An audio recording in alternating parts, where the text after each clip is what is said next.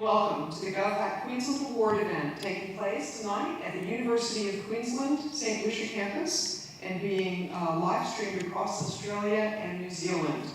Tonight we'll be celebrating the achievements of participants from Queensland and those who entered the challenges from here.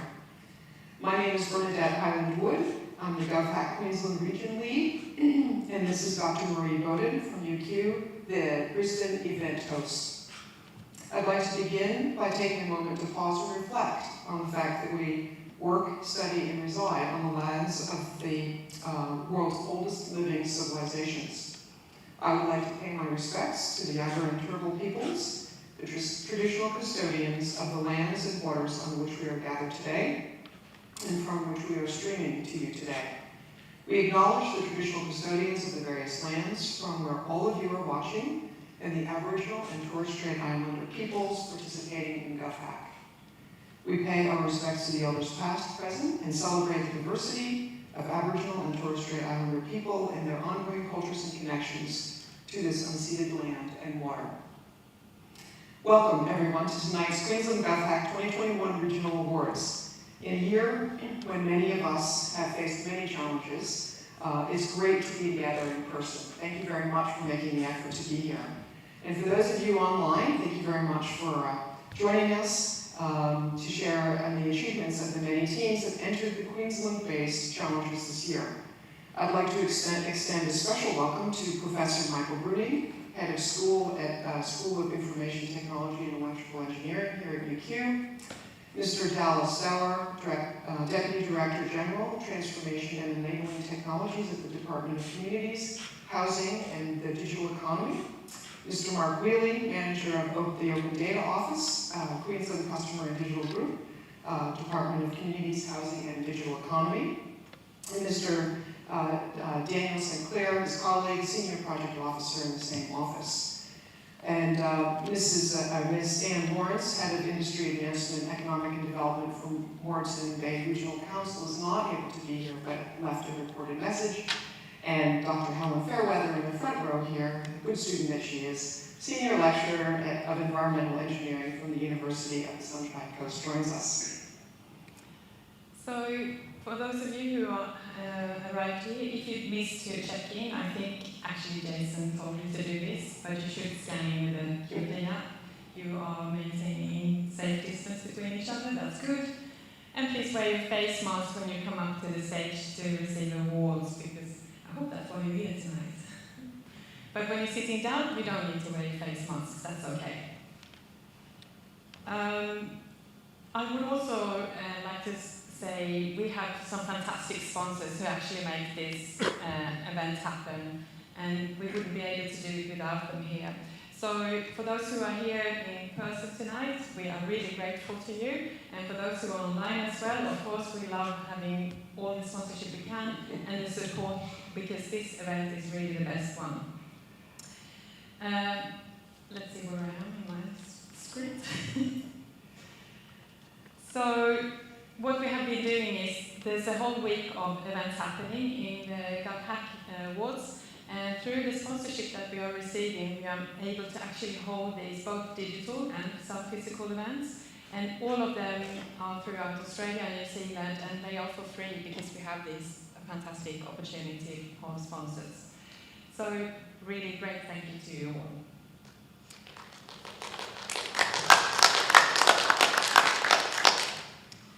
I would mention, oh, did I disappear?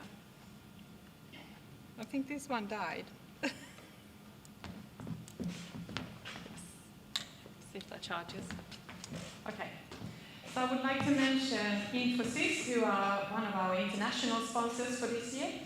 You who have been doing GovHack with us for a few years before, you know that Infosys partnered with us a few years ago, and they have been our major sponsor and supporter of GovHack over the last few years. They are helping us to make GovHack possible happening in Australia and New Zealand, so that's great. Special thanks to our international sponsor, Confluent and Slack, which we depended upon for the actual event. Confluent helped with kept participants fed over the weekend, including with very valuable and well-received Uber Eats vouchers In Slack, you help the participants, sponsors, volunteers, and mentors remain connected throughout the weekend and beyond. Also, a great thank you to the Australian Bureau of Statistics, the Australian Taxation Office, the Department of Education, Skills and Employment, and Telstra ex Microsoft. They are our Australian sponsors. And we also have some Australian community partners that we are included. That's ARNet and Hackathons International and Luma Institute. Here in Queensland, we'd like to extend a great thank you to the Queensland State Government, our platinum sponsor, Moreton Bay Regional Council, and the University of Queensland, our silver sponsors. University of Sunshine Coast and Split Spaces are venue sponsors up north. And ENE Hub is a supporting sponsor. Thank you to all of our amazing sponsors for GovHack 21 and making this possible.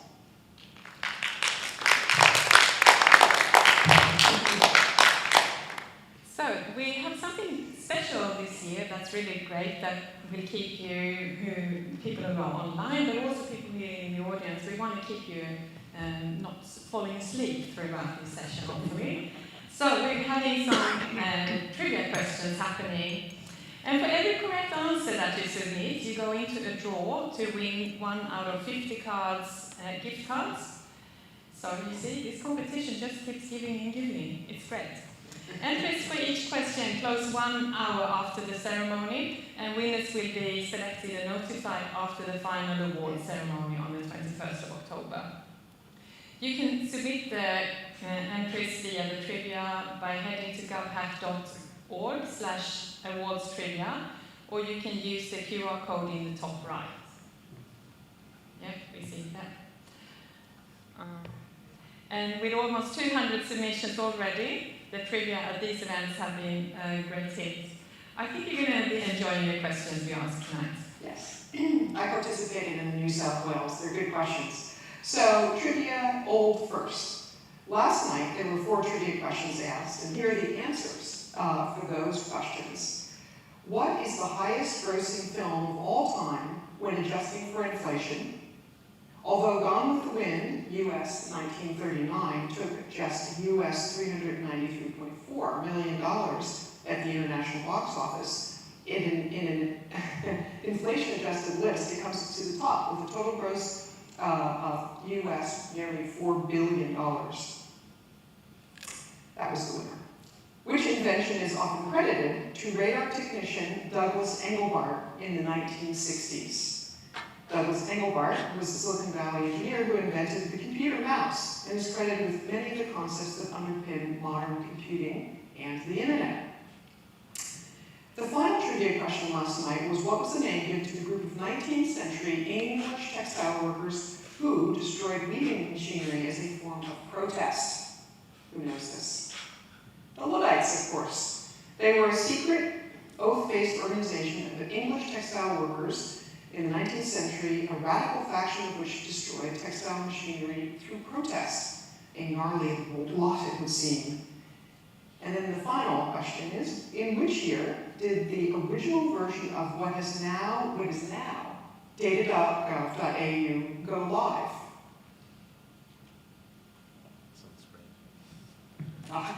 2009, data.australia.gov.au went live in response to the Gov 2.0 task force with a measly 174 data sets. And today there are over 30,000 publicly available data sets available through data.gov.au. So for tonight's first question, this is question A.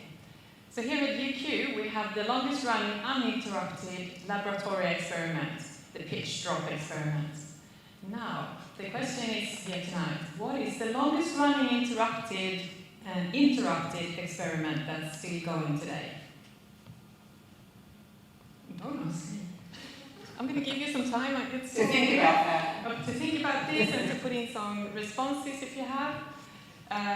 I'm being informed that the pitch drop experiment started in 1927, so that's a little bit of a while ago. The experiment demonstrates that fluidity and high viscosity of pitch, a derivative of tar. Okay, tar is what we're looking at here. That is the world's thickest known fluid and was once used for waterproofing boats. Since then, the pitch has slowly dropped out of the funnel, so slowly that it took 8 years for the first drop to fall. More than 40 years for another 5 to follow. Okay, you have to be patient as a researcher. Now, 87 years after the funnel was cut, only 9 drops have fallen. The last drop fell in April 2014, and we're expecting the next one to fall sometimes in the 2020, it says here. So, did it fall, Jason? Not yet. Not yet? Okay, we're still waiting. Skipping it. So, make sure you submit your answers to the GovHack .org/awards trivia. Thank you to all those that have participated in the Queensland-based challenges. So this evening we'll be announcing the placements for 8 challenges that were put forth by the Queensland Government, Moreton Bay Regional Council, and the University of Queensland. I'll just highlight, many of you have been doing GovHack for many years, but to those who are new to it, I just want to highlight it's been running continuously for 12 years. This is the 12th year. The last 2 years, obviously, with COVID, have posed quite a bit of challenge. But we strive to be very much an open event, very conscious of accessibility for all, and the spirit of inclusion and diversity, and free for participants. I'm personally very proud to be associated with this event. The first one was held 12 years ago in Canberra, and it's only grown throughout Australia and New Zealand despite the pandemic. This year, GovHack Queensland had planned events to occur here in Brisbane and Moreton Bay and in Mackay, in addition to the digital events. But due to COVID, Brisbane and Moreton Bay were not able to be in-person events. But that did not stop us. Teams came together virtually with Queensland and interstate participants. Queensland had the largest number of participants. Thank you very much, Dr. Farrar. And universities and student engagement and the projects submitted in the competition this year. So well done to those who worked hard to make this happen on the weekend and ahead of the weekend. So well done, Queensland.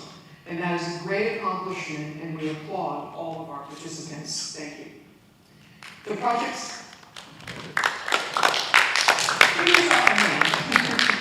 The projects you developed showcased an impressive level of creativity and innovation on issues facing our communities. And by using open government data with these ideas, you came up with some truly great projects. So congratulations to each and every one of you that entered the competition this year. And now we'll move into hearing about some of the projects that were judged to be exceptional and to deserve further recognition. Now, just a word on how the awards and how they will work. Each challenge will be announced with honorable mentions, runners-up, and winners. And when a runner or winner-up is announced, we will give a brief description of the project while a sped-up version of their video is played, so you at least get familiar with what the project was about. If your project and team is called out, please come up on stage to collect your certificates and get your photograph taken by our illustrious photographer here, Dr. Stephen Miller, with the sponsor of your challenge. Please wear your mask when you walk up to the stage. Tomorrow morning, teams that are announced this evening will be emailed their digital certificates and what happens next. These steps will include the prize claim process that will get started after the digital red carpet awards on the 21st of October next week. So keep an eye out on your emails, check your junk folders, if you place this evening. To get started, I would like to invite Professor Michael Brunig, Head of School at ITEE at the University of Queensland, to the stage to give a short talk about UQ's involvement in GovHack over the years and open data, and then we'll move on to announcing the UQ Sponsor Challenge. Thank you very much, Michael. Thanks, Bernadette. Good evening, everybody, and welcome to the University of Queensland. It's a great thing to come to a hybrid event. I mean, it's a challenging thing today in these days to put up an event like that. And for those of you who made it here in person, very warm welcome. To those people online, of course, a very warm welcome as well. But you would have missed out on the opportunity to walk across this campus and see the Jacaranda room, because that's the most beautiful time here actually at the university. On behalf of the GovHack organizers and of course the University of Queensland, I would also like to acknowledge and pay my respects to the traditional owners of this land on which we're meeting here physically and virtually for the traditional owners past, present and emerging.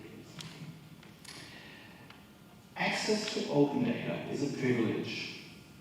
It's a privilege that we have here in Australia and that we don't take for granted that it actually exists everywhere in the world. It's not a given in all countries, and we truly appreciate the opportunity of utilizing these open data sets. The amounts of data being collected every minute in Australia can be useful and provide valuable insights into how we design and shape the future of our society. Personally, I'm super interested in entrepreneurship and innovation, and having a look at the projects and the fascinating outcomes of that, I can see some of those ideas could very well actually be turned into interesting opportunities, startup companies, or actually taking them a lot further than just being part of the competition. I think this is really exciting. So tonight, I want to congratulate all participants who completed the full 46-hour GovHack Hackathon 2021. And of course, a massive congratulations to this year's list of winners who will be announced. Before I leave the stage, I would like to thank all fellow GovHack sponsors who have made this year's initiative a possibility. GovHack is a community event run primarily by volunteers across Australia and New Zealand, being free to attend for everyone, everywhere, and the organisers rely on our support to actually make this happen year after year after year, as we've heard. With that being said, thank you to our Queensland coordinator, Bernadette Harlan-Wood. Thank you to our local helping hand, Dr. Marie Bowden. And I have to say, Bernadette, dedication to open data is absolutely commendable. A huge thank you also to Jason Michael, who's sitting there in the background, standing more.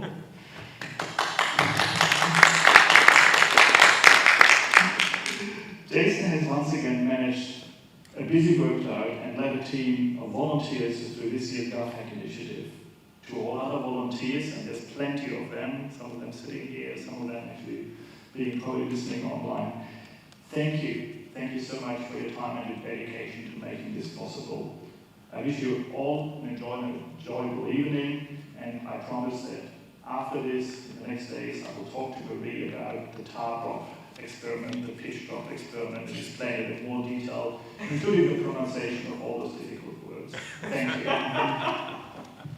Thank you very much, Michael. I'll get you to stay here on stage now as we move into the first of the challenge announcements. So our first challenge is going to be from the University of Queensland here. They sponsor the Rethinking Education. In this challenge, the University of Queensland asked the following question. With COVID-19, we have had to rethink education. How can we provide a better and safer education using digital technologies that complement and enhance our on-campus experience? The judges from the University of Queensland selected a single winner for this challenge. Congratulations, Project Praxis from the team I Do Know.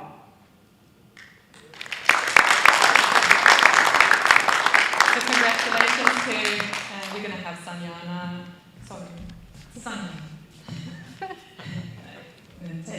receive the prize on behalf of the team Praxis. So congratulations to I Do Know for Praxis. So we are playing the videos without sound, but the students are becoming more and more dissatisfied with their learning experience, especially in regards to accessibility, inclusiveness and interactivity. Praxis is a video conferencing application for online classroom learning and aims to improve the aforementioned issues by simulating the classroom lecture conference format and combining content with engagement. So I spoke to this group, and the students were really trying to make it a little bit of more of an engaging online learning experience. That's what they were aiming for. Great. Thank you very much, Michael, for helping us to present the awards, and to the University of Queensland for sponsoring once again this year and by providing a challenge and this great venue that we're all enjoying this evening. Thank you.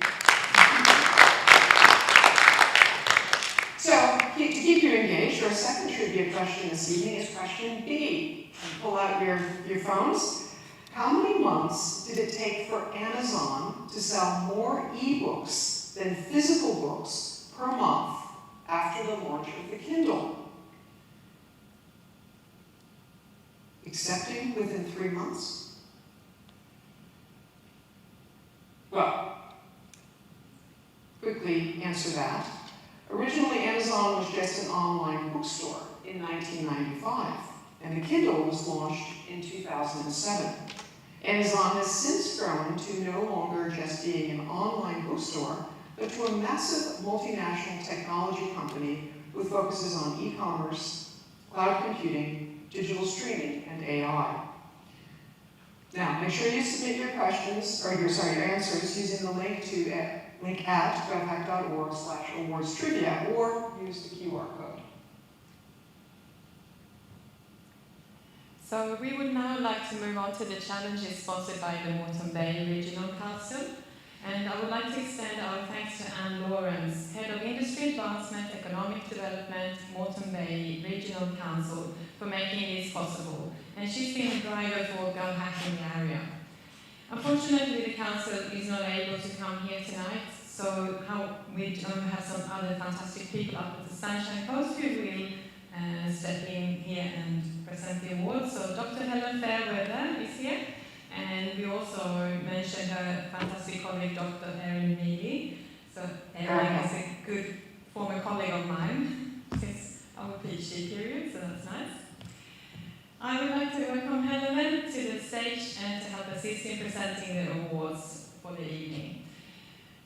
Between the efforts of Anne and Helen, over the last few years, we have seen an excellent showing of participation and involvement in the GovHack from this region. So thank you very much to both of you for that. Thank you. The first challenge that we have this evening is the Deadly Choices for Moreton Bay challenge. The Moreton Bay Regional Council posed the following challenge. How can we support the development of social and cultural outcomes across the Moreton Bay region? Using open data for a variety of sources, MRBC wanted to create social and cultural opportunities for residents, including the First Nations people. Ideas and examples could have included ready supply of fresh fruits and vegetables for socio-economic disadvantaged groups, through to arts, trades, through to professional development and skill building. We are going to see a video with Anne Lawrence here. She's going to give us a little bit of an announcement of our plans here for this challenge. I'm Anne Lawrence, Head of Industry Advancement for Economic Development at the Moreton Bay Regional Council. I'll be announcing the honourable mentions, runner-up and winners for some of our challenges. The first of our challenges is Deadly Choices for Moreton Bay. This is how we can support the development of social and cultural outcomes across the Moreton Bay region. For this challenge, our judges identified one honourable mention. The honourable mention goes to Sustain It by Sister Nurse. Congratulations to Team Sister Nurse for their project SisterNet. SisterNet is an app that provides opportunity for LGA residents to engage in their local communities through sponsoring a local native tree with the ability to offset the carbon footprint.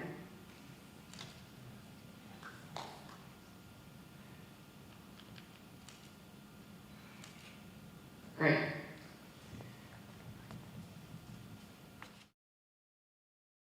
We also have a runner-up for this challenge. Congratulations to Group 3 USC with their project Culture Hub. Congratulations to Group 3 USC for the project Culture Hub. So Culture Hub is an open source interactive application that allows like-minded individuals to connect and broaden social circles through the local community. Using community inputted events and activities, individuals can utilise the app to tailor events within religious or cultural interests to the wider community. I'll now announce the winner of Deadly Choices for Moreton Bay. Congratulations, Where To team for their project Where To. Team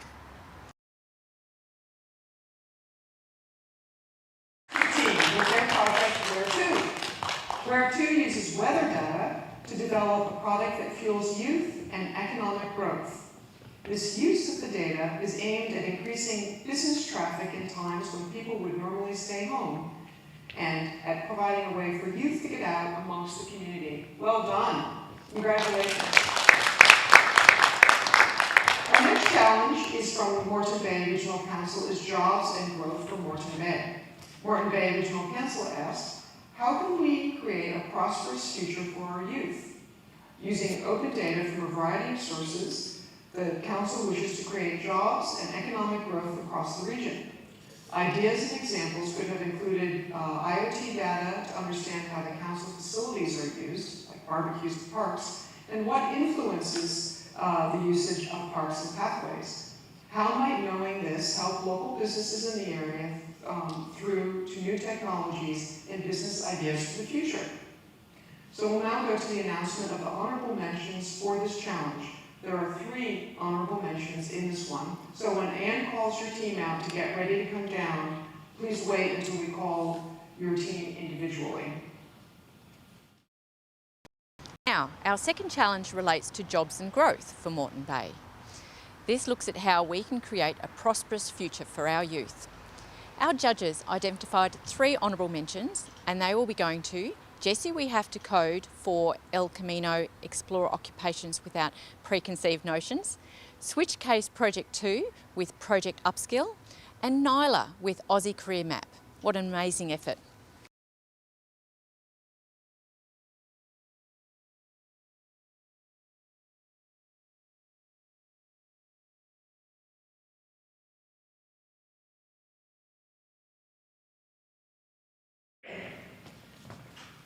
So congratulations to the team. People have often a preconceived notion of the jobs that you're supposed to have. El Camino Explore Occupations Without Preconceived Notions seeks to change that. Using simple heuristics, El Camino presents your jobs that might suit you based on core competency numbers. It feels just like a character creation scheme from role-playing video games. That's a way to look for jobs. Congratulations. The second honorable mention that Anne announced was Switch Case Project 2 on your Project Upskill. Congratulations. Switch Case has developed a platform designed to be a common hemisphere for abilities. It outlines the variety of talents associated to jobs and allows for the examination of links and transferability of these skill sets. They have built a solution that assists a job seeker or a person looking to upskill and switch jobs. So the last honourable mention goes to Project Career Map, Team Nila. Congratulations to the team. Career Map helps to make smart career decisions based on real-time Australian job market data. The app combined Australian skill mapping data set with Australian internet vacancies, index metrics, to find out the best career transition pathways for a user that suits the current Australian job market trend. Wow, a lot of economic development happening up in Morton Bay. That's great. For sure. Well, it's happening. Now announce the runner-up. Congratulations to Scions of the 7th Dawn for their project Skill Explorer. Congratulations to the Project Skill Explorer by Team Scions of the 7th Dawn.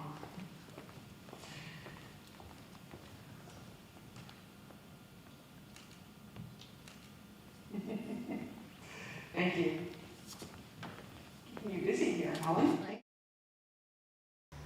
And the winner for Jobs and Growth for Moreton Bay, I'm so pleased to announce, is Where To Team, again, for their project Where To. Well done.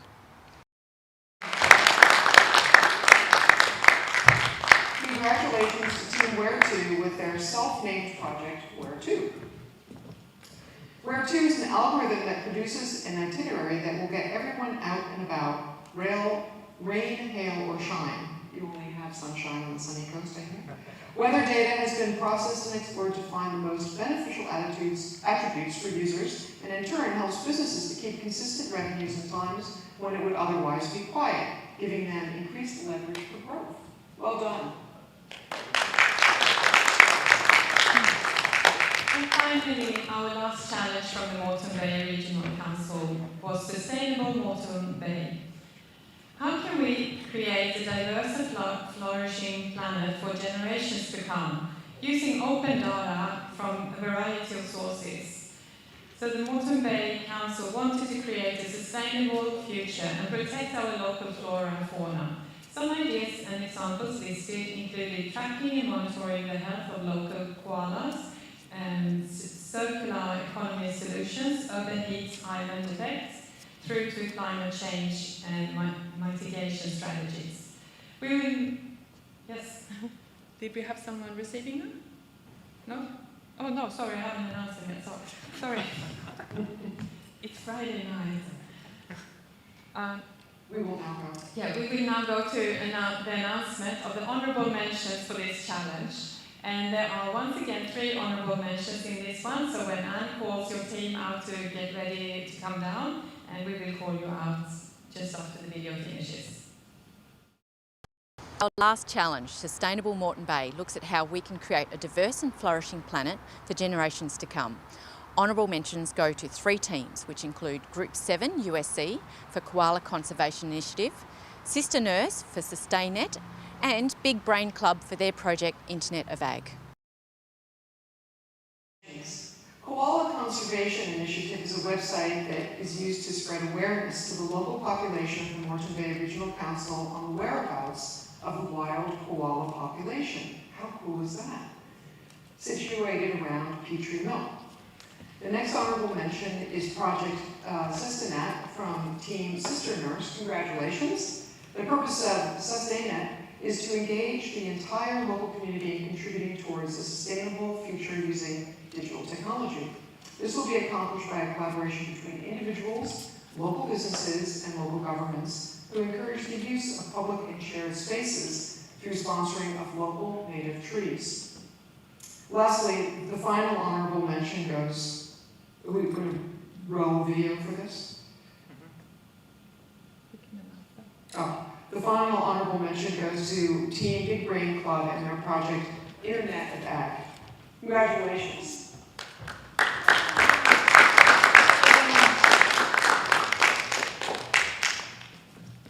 This project combines these near real-time data sources with open data about crop yield sales, weather predictions, water availability, and bushfire probability. These data-driven insights enable farmers to make informed decisions about when to harvest crops and what kinds of crops should be grown to maximize profits and reduce product waste. Super important. Great job, guys. Congratulations.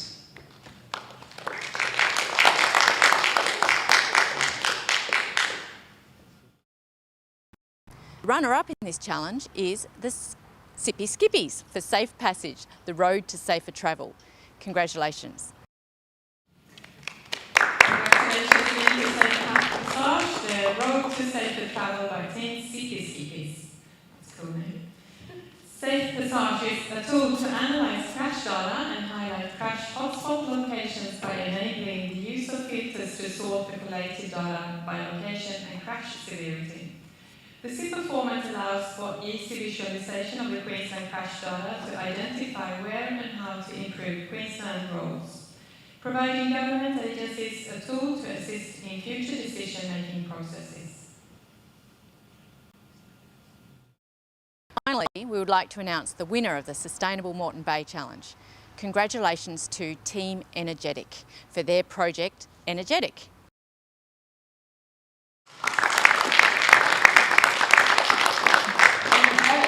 Is a revolutionary app in the energy sector that brings in gamification and reward-based systems to reduce users' electricity bills, which ultimately contributes to saving the Earth from global warming. By tracking the greenhouse gas emissions, Energetic aims to use human behavioral strategies to motivate users to think about how their actions can help their finances and also the environment. Moreton Bay Regional Council would sincerely like to thank all of the teams that participated in these Moreton Bay Challenges. We were so blown away with such a high calibre of innovative projects. Thank you. And Lawrence Lawrence for announcing the awards of this challenge, and to Dr. Helen Fairweather for presenting these awards to the teams. Once again, your ongoing support for GovHack in and out of the region is a great support to the entire community. Thank you.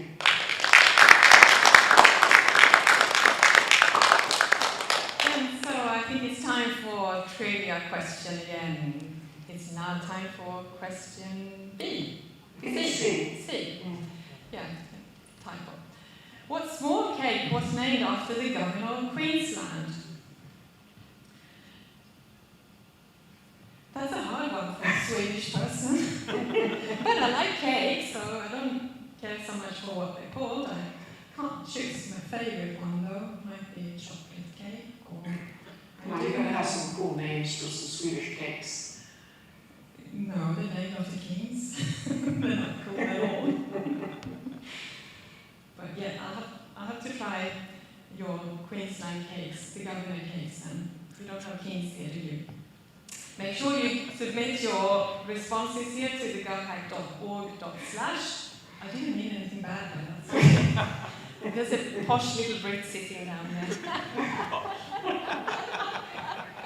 And we know we had a revolution to throw off the kings where I'm from. Okay, now we move to the 4 challenges submitted by the Queensland State Government.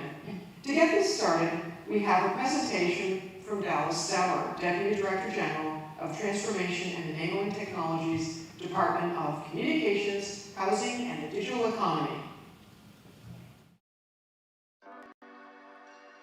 Good evening, participants, volunteers, and members of the community. My name is Dallas Stour, and I'm the Deputy Director General for Transformation and Enabling Technologies at the Department of Communities, Housing, and Digital Economy. On behalf of the Queensland Government, I'd like to thank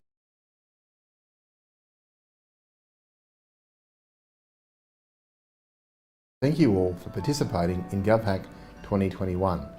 It's been a challenging year, but one that highlights the importance of accurate and transparent data in decision making, particularly in relation to how governments are using data to grow the digital economy through the COVID-19 recovery. The Queensland Government is committed to improving public access to meaningful, accurate and easily consumed government data, and to encouraging the growth of new and innovative services, projects and businesses in Queensland. One way of achieving this is ensuring Queensland Government information and data is publicly available through our open data portal, data.qld.gov.au. Events such as GovHack are a great way of promoting the potential of open data by bringing together members of the public, students, academia, government and private industry to solve challenges using freely available open data resources. This year the Queensland Government has continued its long-running association with GovHack by creating 4 state challenges for participants to solve. We asked participants to come up with solutions using open data for 4 Queensland Government challenges. The first challenge was to develop a project using Queensland open data that will help us prepare for the 2032 Olympic Games in Brisbane. For our second challenge, we asked participants what can be learnt from open data that will help Queenslanders grow the digital economy during the COVID-19 recovery. And for our third challenge, we go back in time and look at the extremely popular historical immigration open data. Participants were asked, what insights can we gain from this and other related open data? And for our final challenge, we asked for projects that could help minimise the number of road crashes on Queensland roads. I've had a chance to review the winners and runners-up for the Queensland Government challenges, and I must say the quality of projects has been outstanding. It is great to see the creativity, insights, savings and efficiencies that participants have come up with when responding. They are certainly very topical and will go a long way towards helping to spark new ideas in both the federal and state governments to assist our recovery from the pandemic. I'm looking forward to the winners and runners-ups being announced later this evening. In conclusion, I'd like to thank the participants, volunteers and organisers for their effort in ensuring GovHack continues to run and promote the value of open data. Thank you and enjoy your evening. Presentation looking at the Queensland Government's involvement in open data and the ongoing release of open government data within the state. The platform data.qld.gov.au They are keeping releasing open data sets for us, and it has been a great resource. And I'm sure that lots of participants across Queensland here have really thoroughly enjoyed the entirety of all these data sets. And we know that lots of other Australian participants also have wanted to work with the data sets from Queensland, so that's great. I would like to, having just finished a thesis on the topic of open government data, say a special call out to Queensland, who has actually got a reputation internationally for high quality data. So thank you very much for that. Thank Dallas for that presentation. I would like to now call on Mr. Mark Wheely, Manager of Open Data Office, and his colleague, Daniel St. Clair, to join us on stage to present the awards for the Queensland Government Challenges. I am not going to repeat what your boss just said, but it's here, but he's already expressed the challenges. For the Queensland Government Olympics runner-up, one runner-up was identified. Project Olympic AR by Team Scrubby Hackers. Are they here tonight?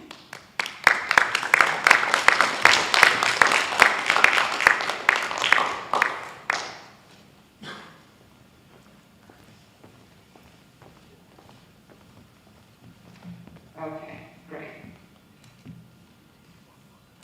Congratulations. Congratulations to Project Olympic AR by Scrubby Hackers.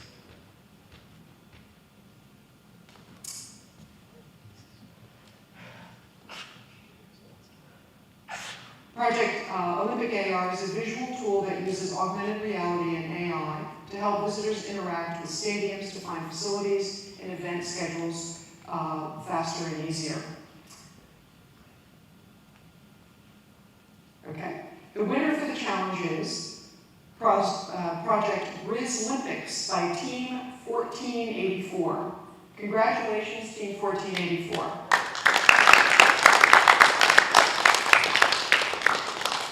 Riz Olympics is an app to help spectators of the 2032 Olympics navigate their stay and travels around the Olympic stadiums. This also includes areas and roads expected to be in high demand and specific to the games, and hotels in the area in regards to price and quality. Well done. So the Queensland Government Digital Economy Challenge asks the question, what can we learn from open data that will help Queenslanders grow the digital economy during the COVID-19 recovery? The judges for this challenge identified one winner of the challenge, which is DigiKey by Team Big Sunday. Yay! Great. Congratulations to the project DigiKey and the Big Sunday. I love the name of the team. You have to read that. Yep. So DigiKey is a web app and API that provides a safe and secure way for Australians to share the data, as well as receive timely information that is relevant to their health, lifestyle and travel within Australia. DigiKey believes that for all Australians to feel safe and connected, government data regarding their health and well-being should be standardised and accessible while placing full control of the personal information in the hands of the everyday Australian. Well done. The next challenge that the Queensland Government put forward was on immigration, asking, Queensland's historical immigration open data is hugely popular, so what insights can we gain from this and other related open data? Most users of this data are interested in specific records to learn about their ancestry. Are there other interesting stories that might be told more broadly within and across these data sets? Can we compare or contrast this historical data to more modern open data relating to populations and internal migration? The judges for this challenge select a single runner-up. They are Team Immigration Nation with the self-titled project Immigration Nation. Yay! Congratulations, Immigration Nation. Immigration Nation uses open data to create a visualization to gain insights into Queensland's historical immigration data. By using the power of Google's Data Studio, you can investigate the data set. The winner for this challenge went to Project Blue, but where are we really from? By Team Coco. Yay, well done, guys.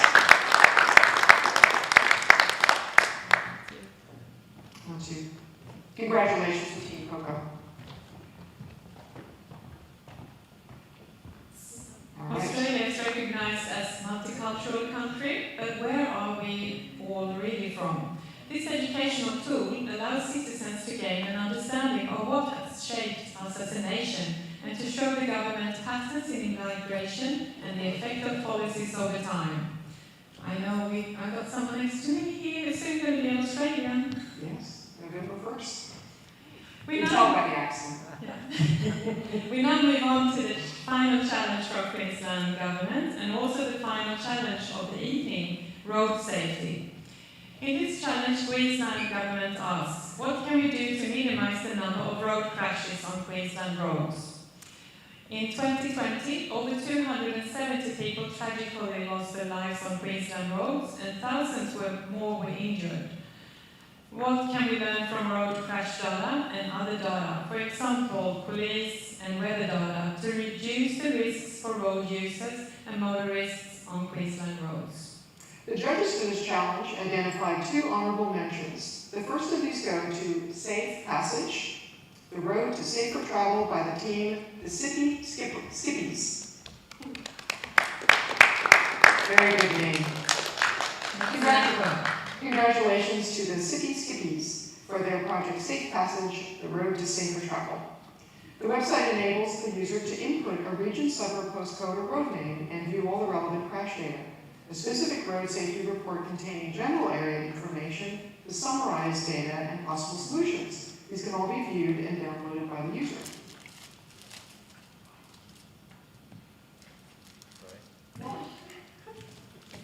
Correlation issues?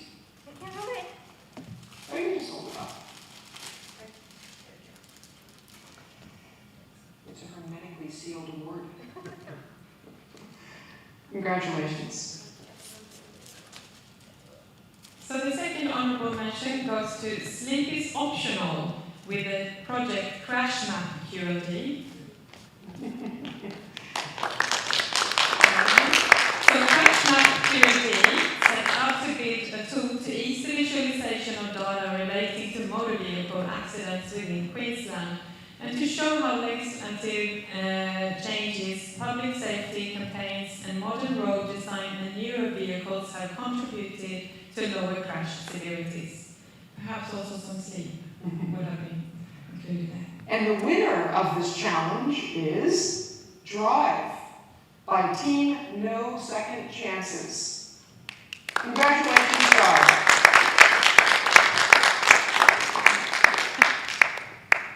The hack concept of Drive stands for Driving Reality with Innovative Virtual Experience. It aims to revamp the current logbook system of users acquiring experience rather than attaining driving hours. Experience can be attained by watching tutorials and participating in virtual reality scenarios that aim to provide further education on road safety. Great. A big thanks to the Queensland Government for putting these challenges together this year. Thank you very much, Daniel, for your assistance there. Thank you to Mark and Daniel both for being here to help present these awards and for your ongoing support. This was the final challenge that we had to announce this evening. And now, to make sure you're not falling asleep again, trivia, question D. Are you ready? Before closing out this evening then, we have the last trivia here. And don't forget to put in your correct answers, because of course you know all the answers, which I don't. But you need to submit them before an hour after we close this ceremony. You can win 1 out of 50 gift cards, and winners will be notified on the 21st of October.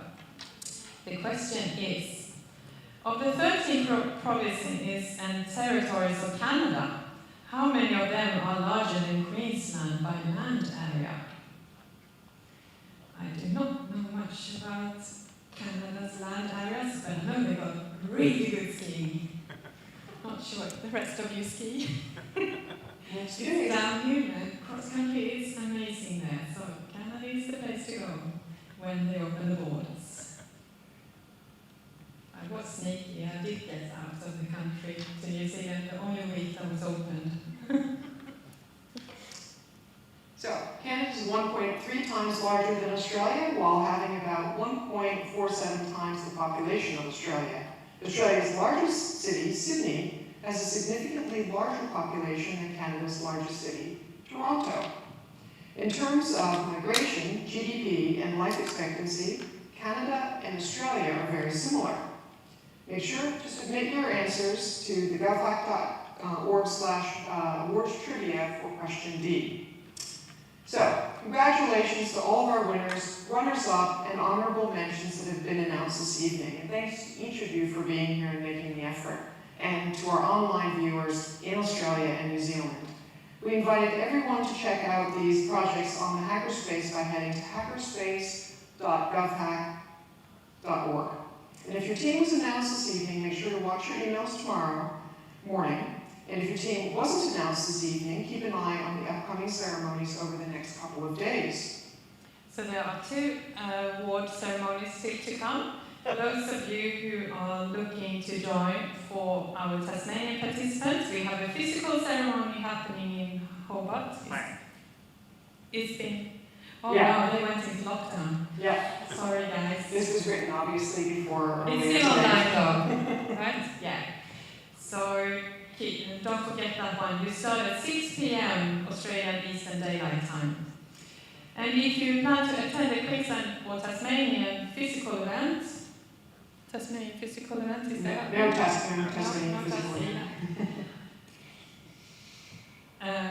Oh well, so lastly then, we have the Australian, New Zealand and International Digital Red Carpet Awards, which will be live streamed on Thursday the 21st. The live stream will start at 6 p.m. Australian Eastern Daylight Time, and you can see what time this will be in your local time zone on the screen now. And can I just check quickly with you, will there be some trivia questions again? Oh, some more money to win. Thank you once again, everyone, for joining us here this evening to celebrate the achievements of our participants this year and in making our communities better places through the use of open government data. I'd like to echo Michael's comments that we should not take this for granted. Not all countries have this, and a lot of people go to a lot of risk at times to make data available or support and encourage their governments to make it available. So, thank you very much. Thank you to our sponsors that make these events possible, and a very special thanks to Jason, who has tirelessly been driving all these digital streaming events. Thank you, Jason. And it's very changing hair color. It was pink last weekend. We saw him. Thank you, everyone. We look forward to seeing you at the other ceremonies this week and again next year in 2022 at the competition. Thanks very much. Cheers.